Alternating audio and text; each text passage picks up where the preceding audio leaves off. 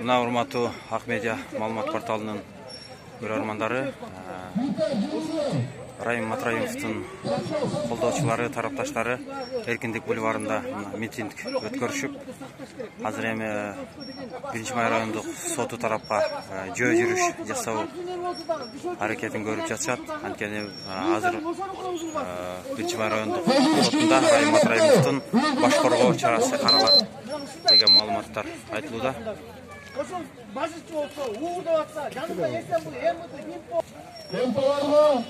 Мына жөө жүрүштү митингчилер баштады. Эркиндик бульварынан жогору көздөй 1-май райондук сот тарабына митингчилер мындай плакаттарды, чакырыктарды көтөрүп алышкан.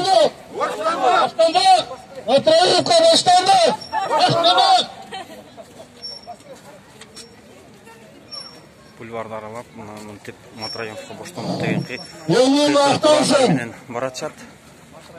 Коррупция акыйкат каралсын. Ошол кездеги президенттер жооп берсин. Ошол кездеги башкы прокурорлор жооп берсин. Жооп берсин. Ошол кездеги СМБнын башчылары жооп берсин. Жооп берсин.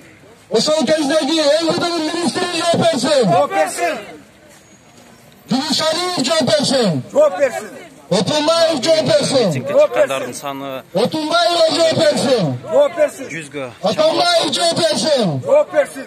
Сапар Исаков жооп берсин. Жооп берсин. Шадиев табылсын. Ат берсин. Шадиев табылсын. Митингге чыккандар Матраимовдун тарапташтары жалгыз эле Матраимовду эмес, Сапар Исаковду, ошол учурда Алмазбек Атаевди, Атамбаевди жана башка ошол Кыргызстанда акыйкат келсин. Акыйкат. Акыйкат бийлик болсун. мамлекетке акча төксүн деген талапты коюп жатышат. Токтотсун. Райымбек Матраимовго боштондук. Боштондук. Сот укук коргоо органдары адилеттүү болсун. Адилеттүү болсун. Жетимдердин башын сыйлаган, жетимдердин көз жашын токтоткон.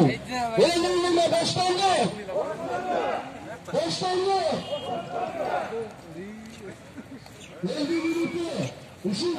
Аралап тартып көтөрөлү.